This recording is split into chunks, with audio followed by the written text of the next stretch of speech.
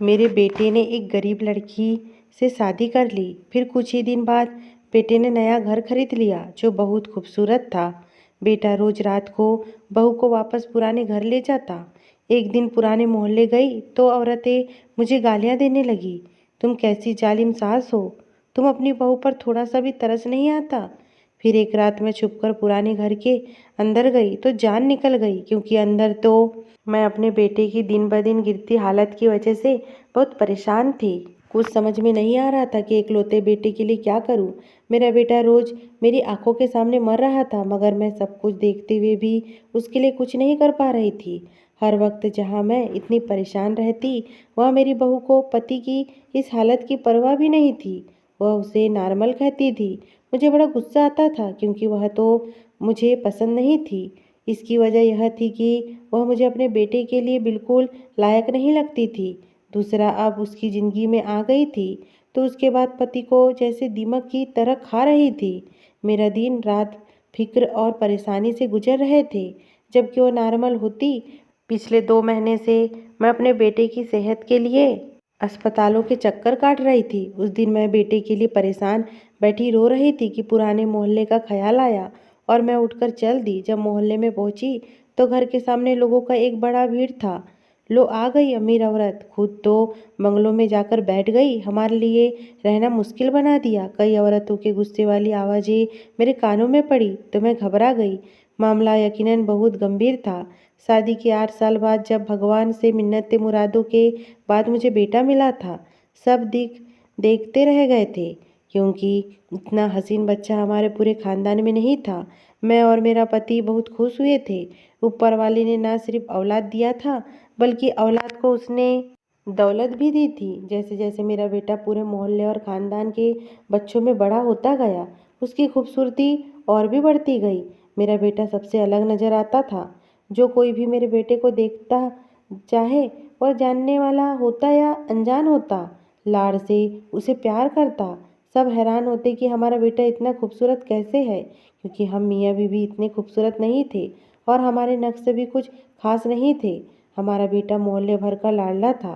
वक्त गुजरता गया। मेरा बेटा राजा जब 10 साल का हुआ था तो मेरे पति का अचानक दिल का दौरा पड़ने से निधन हो गया। मुझ पर तो कयामत टूट पड़ी थी, मगर फिर भी मैंने अपने आप को संभाल लिया। मैं अकेली नहीं थी, फिर साथ में मेरा सहारा मेरा बेटा भी था। मुझे उसके लिए जिंदा रहना था। यही सोचकर मैंने अपना और अपने बेटे का पेट पालने के लिए सिलाई कढ़ाई शुरू कर दी। आधी आधी रात को जागकर मैं कपड़े सिलाई करती। बेटे के नाजो नखरे वैसे ही उठा रही थी जैसे उसके बाप की जिंदगी में हम उठाते थे। मैं बेटे की हर फरमाइश पूरी करती, ताकि वह यह ना सोचे कि अगर उसका बाप जिंदा नहीं रहा तो माँ फरमाइश पूरी नहीं कर सकती। मैंने उसे अच्छे स्कूल में दाखिला करवाया। उसकी फीस के लिए एक एक रुपया जोड़कर रखती थी। मैं यह सोचकर बहुत मेहनत करती कि मेरा बेटा पढ़ लिख कर किसी ऊंचे मुकाम पर पहुंच जाएगा तो मेरे यह मुश्किल दिन टल जाएंगे। फिर आराम से कोने में बैठकर खाना नसीब होगा। मगर कुदरत को शायद मंजूर नहीं था। तभी तो मेरी तमाम कोशिशों के बावजूद सब कुछ उल्टा। और जब मेरा बेटा मैट्रिक में पहुंचा तो ना जाने कैसी वह बुरी संगत में पड़ गया था। जब मुझे पता चला तब पानी सर से ऊपर जा चुका था। मेरे समझाने मिन्नत करने का किसी चीज़ का भी मेरे बेटे पर असर न हुआ, बल्कि उल्टा हुआ, झगड़ने लगता। मैं उसका यह रवैया देखकर बहुत परेशान थी। कुछ समझ में नहीं आता था कि क्या करूं। मेरा बेटा मेरे हाथ से निकल चुका था। अब वह छोटा बच्चा भी नहीं रहा कि मैं डांट डपट कर सुधार लेती। 16-17 साल का जवान लड़का था। मोहल्ले के कई लोगों ने मेरे हाल पर तरस खाते हुए मेरे बेटे को समझाने की कोशिश की, मगर वह उसके साथ भी झगड़ने लगा। तंग आकर सबने मुझे यही कहा कि इसे इसके हाल पर छोड़ दो, शायद कभी उसे खुद एहसास हो जाए। मेरी रात होते ही नींद, चैन, सुकून सब उड़ चुका था। मैट्रिक के इम्तहान में जैसे तैसे करके वह बैठने पर राजी तो हो गया था, मगर जब रिजल्ट निकला तो वह फेल था। मैं पूरी तरह रोई। मेरे सारे ख्वाब तो जैसे मैंने अपने बेटे के हवाले से देखे थे, पढ़ लिख कर बड़ा अफसर बनेगा और फिर किसी ऊंचे घराने में उसका ब्याह कराऊंगी, सब ख्वाब ख्याल टूटकर बिखर चुके थे। मगर उसे जरा भी परवाह न थी। वो कहता था कि माँ, पढ़ाई में मेरा दिल नहीं लगता, इसलिए बस मैं नहीं पढ़ूंगा। मेरी हजार मिन्नत के बावजूद भी उसने पूरी तरह से पढ़ाई से नाता तोड़कर मेरे दिल को भी बहुत ठेस पहुंचाई। जिस बेटे के लिए मैंने दिन रात एक करके मेहनत की, उसने मुझे यह सिला दिया था। सारा सारा दिन वह दोस्तों के साथ आवारागर्दी करता, रात को घर आता, वो भी सिर्फ खाने और सोने के लिए। घर को उसका खाने और सोने का अड्डा बना लिया था। मगर मुझे अंदाजा था कि वह बुरी संगत में है तो अच्छे काम तो नहीं कर सकता।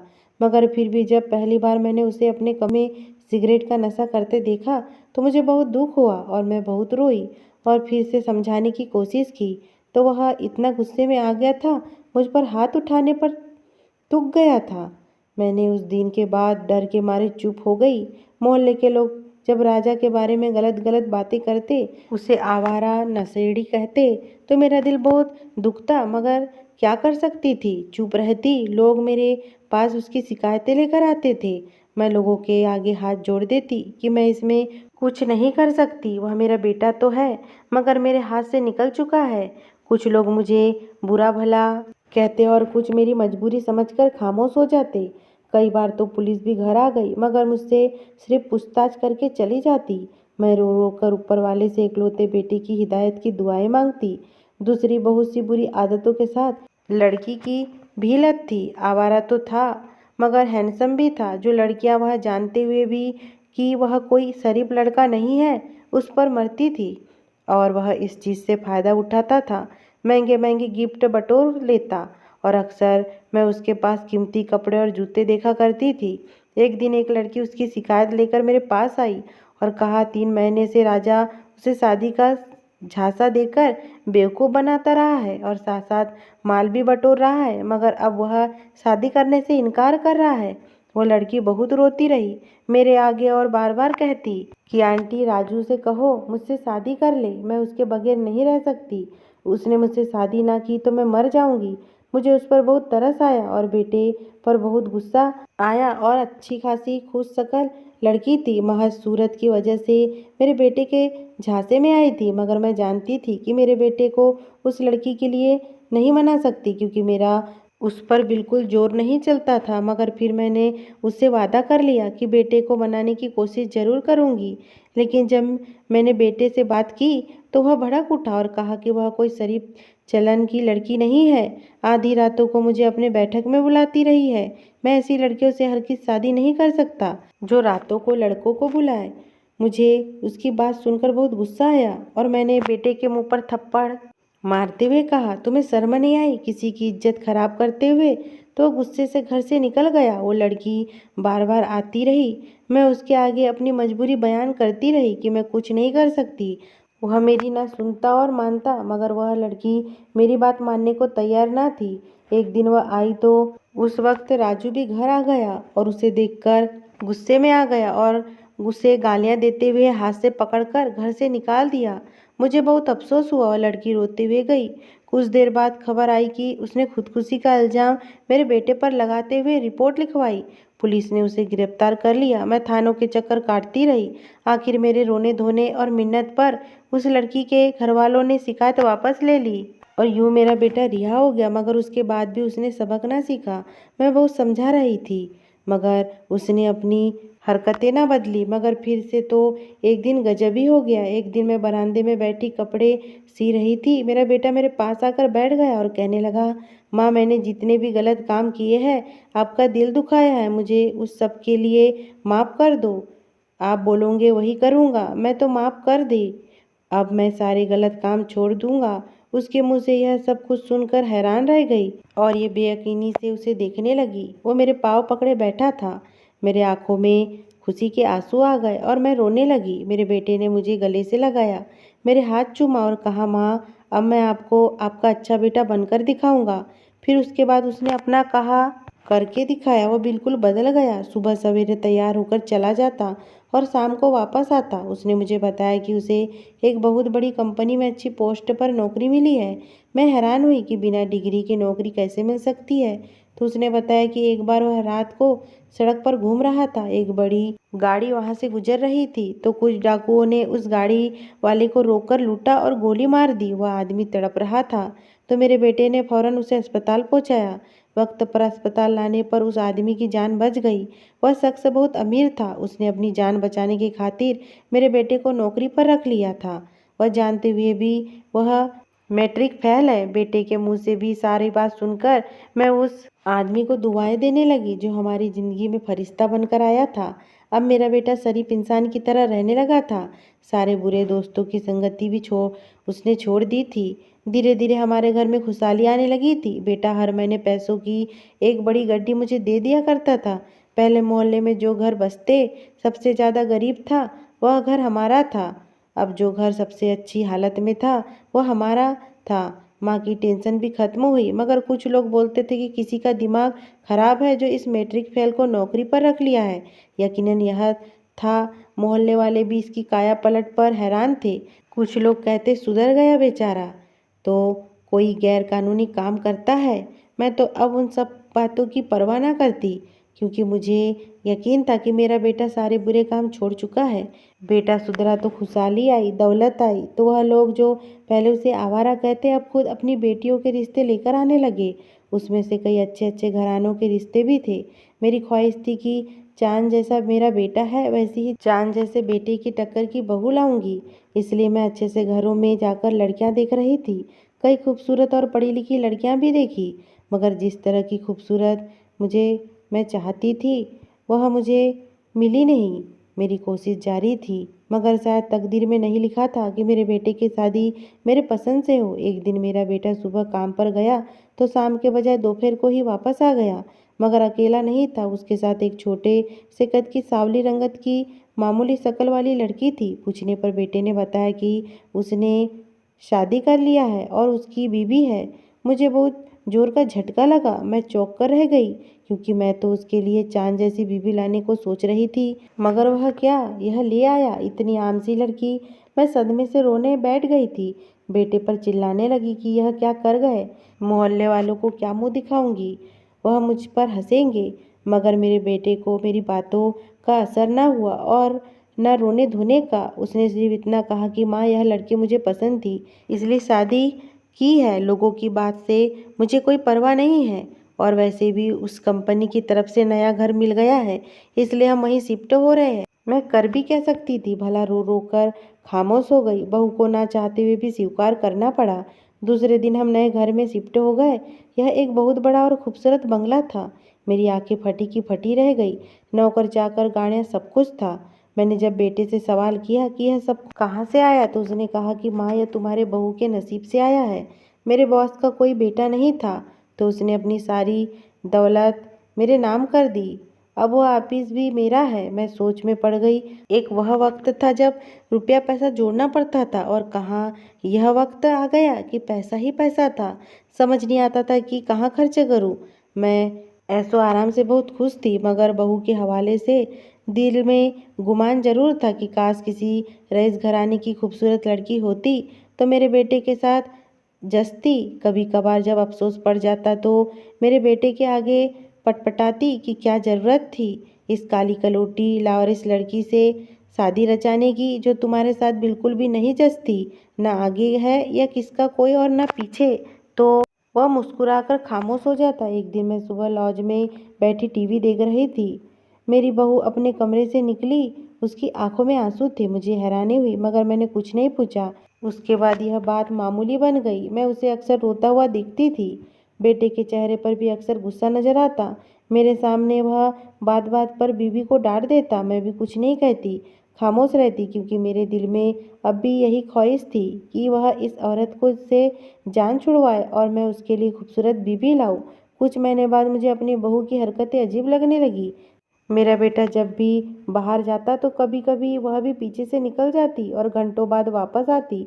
मैं पूछती तो कहती कि माँ शॉपिंग करने गई थी राजू से इजाज़त लेकर, हालांकि हाथ में कोई शॉपिंग बैग ना होता। मैं जब यह बात पूछती तो कहती माँ कुछ पसंद ही नहीं आया इसलिए नहीं लिया। मगर मेरा शक रोज़ भी रोज़ बढ़ने लगा था। मैं उसके चाल चलन को जानने लगी थी। एक बार मैंने उसे फ़ोन पर बात करते देखा। मुझे देखकर तो वह फ़ोन बंद कर देती और बात बदल देती। मैं राजू से जिक्र करती, वह हंसकर टाल देता और कहता नहीं माँ, आपका वहम है। मगर मेरे दिल में शक बैठ गया था। एक दो बार मैंने नौकर को रिश्वत देकर उसका पीछा भी करवाया, मगर नौकर ने वही रिपोर्ट दी। मैडम मार्केट में गई थी, एक रात मेरा बेटा अपनी बीवी को लेकर बाहर चला गया। जब वापस आया और मैंने पूछा तो कहा वो बाहर गए थे। फिर रोज रात को यही मालूम होता कि वो बीवी को लेकर चला जाता है और सुबह के करीब वापस आता है। मेरे पूछने पर वह आकर बताता। मुझे बहुत गुस्सा आया और मैं उस पर बिगड़ने लगी कि यह कौन सी बात है जो रात से लेकर सुबह तक होती है। तुम लोग कहीं और जाते हो और मुझसे छुपा रहे हो, मगर बेटा और बहू ना माने। मैंने उन पर बहुत जोर दिया। एक दिन बैठे बैठे अचानक मुझे पुराने घर की याद सताने लगी। वहाँ जब गई और मोहल्ले की कुछ औरतों से मुलाकात हुई तो उन्होंने बातों बातों में बताया कि तुम्हारा बेटा और बहू रोज रात को यहाँ आते हैं। पुराने घर में मुझे हैरानी हुई और साथ में गुस्सा भी आया कि इतने दिन से रात को वह दोनों यहाँ आ रहे थे और मुझसे छुपाते रहे। खैर जब गई, बेटा शाम को दफ्तर से आया। मैंने जब उससे यह बात कही तो उसने साफ इनकार कर दिया। मुझे सख्त हैरानी हुई। फिर दूसरी रात जब वह बीवी को लेकर घर से निकला तो मैं भी पीछे चढ़ पड़ी। हैरत की इम्तिहान जब हुई जब उसने पुराने घर में जाते देखा। मैं भी पीछे अंदर चली गई। मुझे सामने देखकर बहू और बेटा दोनों शर्मिंदा हो गए। मैंने जब नाराज होकर पूछा कि मुझसे झूठ बोलने की क्या ज़रूरत थी तो बेटे ने बताया कि माँ, असल में मेरे साथ कुछ दिक्कत हो गई है। मुझे रात को नींद बिल्कुल नहीं आती थी। मैं एक दिमाग के डॉक्टर के पास गया तो उसने चेक करने के बाद पूछा कि मुझे नींद ना आने की शिकायत कब से है। मैंने जब बताया कि तब से है जब से मैं नए घर में शिफ्ट हुआ हूँ तो उस डॉक्टर ने कहा कि एक रात पुराने घर में जाकर सो। मैं जब एक रात उस पुराने घर आया तो मुझे बहुत सुकून से नींद आई। अगले दिन यह बात मैंने डॉक्टर को बताई तो उसने तो कहा मुझे अपना इलाज करवाना होगा जिसमें 6 महीने लगेंगे, मगर जब तक इलाज पूरे नहीं हो जाएगा तब तक मुझे उसी पुराने घर में ही सोना पड़ेगा। इसलिए मैं रोज रात को बीवी को लेकर यहाँ आ जाता हूँ और फिर पूरी रात अच्छी नींद लेने के बाद सुबह नए घर में चले जाता हूँ। बेटी की बात सुनकर मेरे आंखों में आंसू आ गए और मैंने नाराजगी भरे लहजे में कहा कि मुझसे यह बात क्यों छुपाई। तो उसने कहा वह मुझे परेशान नहीं करना चाहता। खैर उसके बाद मैं बिंदास हो गई। बहू की तरफ से दिल में जो शक था वो भी धीरे धीरे जाता रहा। अब वो रोज मुझे बताकर पुराने घर जाते थे और फिर सुबह वापस आते। कभी कभी बेटे की हालत देखकर जब खाने पीने के बावजूद वह कमज़ोर होता जा रहा था तो मैं परेशान होकर कहती कि जब से तुमने इस चुड़ैल से शादी की है तब से तुम्हारी सेहत को जंग लग गया है। क्योंकि मैं महसूस कर रही थी कि दिन ब दिन मेरे बेटे की सेहत गिरती जा रही थी। फिक्रमंदी के इंतजार करती तो मेरा बेटा कहता, माँ परेशान ना हो, आप इसका काम ही इतना ज़्यादा होता है कि क्या करूँ। एक दिन सुबह उठी तो देखा बेटे की तबीयत ठीक ना थी। वो उल्टियाँ कर रहा था। मेरे हाथ पैर फूल गए। बहू ने फ़ौरन फ़ोन करके डॉक्टर को बुलाया जिसने चेकअप के बाद कहा शायद बदहज़मी हो गई है। मगर मुझे अच्छे से याद था कि उस रात तो मेरे बेटे ने कुछ खाया भी नहीं था। फिर बदहज़मी कैसे भला। पिछले कुछ टाइम से मेरा बेटा सादा खाना खा रहा था। मैं और मेरी बहू उसकी पसंद की डिशेज बनाकर उसके सामने रखती और कहती कि खाओ, मगर वह एक निवाला लेकर पीछे हट जाता। मैं खुद से कहती रहती क्योंकि मेरा बेटा बचपन से ही काफ़ी अच्छा खाता था, मगर अब जैसे जिंदा रहने के नाम पर खाने लगा था। खैर उस दिन वह सारा दिन बिस्तर पर पड़ा रहा। मैं और मेरी बहू ने थोड़ा बहुत खिलाने की कोशिश करती रही। शाम को हैरत की बात थी, वह ठीक होकर उठ बैठा और बीवी को लेकर पुराने घर चला गया। हालांकि मैंने बहुत मिन्नतें की कि वहाँ ना जाओ, तुम्हारी तबीयत ठीक नहीं है, यहाँ सोने की कोशिश करो, मगर उसने मेरी एक ना सुनी। फिर हर दूसरे दिन उसकी तबीयत खराब होने लगी। एक दिन मैं जीत करके मैं उसे अस्पताल ले गई। वहाँ डॉक्टर्स को दिखाया, कई महंगे टेस्ट भी करवाए, मगर रिपोर्ट से बिल्कुल क्लियर आई जो उसकी हालत थी। उससे लगता था कि वह किसी बीमारी में ग्रस्त है, मगर बड़े बड़े डॉक्टर्स को दिखाने के बावजूद कुछ ना हो सका। मैं बहुत परेशान रहने लगी थी, मगर मेरी बहू के चेहरे पर परेशानी नाम की कोई चीज़ ना दिखाई देती। वह अक्सर मुझे कहती, माँ खामखा आप परेशान होती हो और उसे डॉक्टर के पास लेकर जाती हो, मगर फिर राजू की सारी रिपोर्ट्स क्लियर आती है। आप मानती क्यों नहीं कि वह बीमार नहीं है, बस काम की वजह से थकावट और कमजोरी हो जाती है। मगर मेरा दिल मानने को तैयार ना था। मुझे पक्का यकीन था मेरे बेटे को कोई ना कोई बीमारी जरूर है जो डॉक्टर से पकड़ नहीं पा रहे थे। एक दिन मैंने सच्चाई जानने के लिए एक रात होते हुए बेटे बहू के जाते ही उसके पीछे पीछे चली गई। पुराने घर में दाखिल हुई, सामने वाले कमरे में गई तो अंदर का मंजर देखकर मेरी चीख निकल गई। मेरी बहू रोने लगी और रोते हुए मेरे बेटे का गिरेबान पकड़कर कहने लगी, यह सब तुम्हारे लिए किया है, सिर्फ तुम्हें पाने के लिए किया है, क्योंकि तुम मेरी तरफ देखते भी नहीं हो। ना अपनी बीवी मानते हो। तुमने मेरे लिए कोई रास्ता नहीं छोड़ा। मुझे यह सब मजबूरन करना पड़ा। दिल के हाथ बेवश हो गई थी मैं, क्योंकि मैं तुमसे मोहब्बत नहीं इश्क करती हूँ। रोते रोते वह नीचे गिरकर बेहोश हो गई। उसके होश में आने के बाद सारी हकीकत जानकर मैं हैरान रह गई। वह मामूली सांवली सी लड़की जो मेरी बहू थी, करोड़ों की जायदाद की मालकिन थी। वह रोड वाली कहानी फर्जी थी। कुछ महीनों पहले कहीं जाते हुए उस अमीर लड़की की नज़र मेरे बेटे पर पड़ी थी तो वह उस पर मर मिटी थी। फिर यह जानने के बाद कि वह एक गरीब फैमिली से है, उसने मेरे बेटे को नौकरी पर रख लिया। कुछ टाइम बाद उसने जब शादी का कहा तो मेरे बेटे ने साफ इनकार कर दिया कि वह किसी आम शक्ल वाली लड़की से शादी नहीं कर सकता। मगर वह अमीर लड़की रोती मिन्नतें करती रही। आखिरकार उसने ऑफर दी कि वह अपनी सारी दौलत मेरे बेटे के हवाले कर देंगी, बदले में वह उससे शादी कर ले। मगर मेरे बेटे ने यह शर्त रख दी थी कि वह सिर्फ नाम की बीवी होगी। हकीकत में उसका रिश्ता असली मियाँ बीवी वाला नहीं होगा। वो लड़की ना चाहते हुए भी उस शर्त पर राजी हो गई। मगर शादी के बाद जब मेरा बेटा उससे दूर दूर रहता तो वह रोती। इसलिए गुस्से में आकर उसने फिर से ब्लैकमेल करने लगी। अगर उसका कहा नहीं माना तो वह मुझे जान से मार देंगी। माँ के प्यार के आगे मेरा बेटा झुक गया और वो लड़की मेरे बेटे के साथ हर रात जबरदस्ती करती थी। यही कारण था कि मेरा बेटा खाना पीना छोड़ दिया था और कमजोर और बीमार होने लगा था। मैं जब मेरी बहू का मुंह अपनी तरफ किया और एक जोरदार थप्पड़ मार कर कहा कि जालिम बेवकूफ़ औरत, किसी के साथ जबरदस्ती करके किसी का प्यार हासिल नहीं किया जाता। प्यार तो सामने वाले की अच्छाई देखकर अपने आप होने लगता है। कुछ दिन इंतजार तो कर लेती। साथ में रहते रहते तुम्हारी अच्छाई देखकर मेरा बेटा खुद तुमसे प्यार करने लग जाता। लेकिन तुम तो पति को पति नहीं समझा, बस हासिल करने की चीज़ समझी। इसलिए तुम उसके दिल में जगह नहीं बना पाई। मेरी बहू ने बेटे को पुराना घर सोने के लिए इसलिए लेकर आती थी ताकि उसकी करतूत कभी मुझे पता ना चले। लेकिन मैंने आज उसे रंगे हाथ पकड़ लिया था।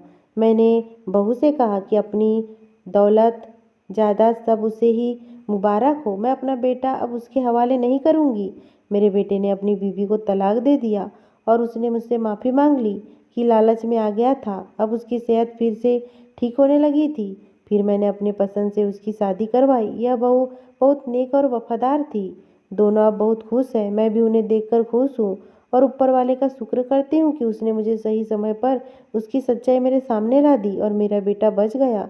अगर ये स्टोरी आपको पसंद आई हो दोस्तों और चैनल पे नए हो तो प्लीज़ मेरे चैनल को सब्सक्राइब करना बिल्कुल ना भूलें। धन्यवाद।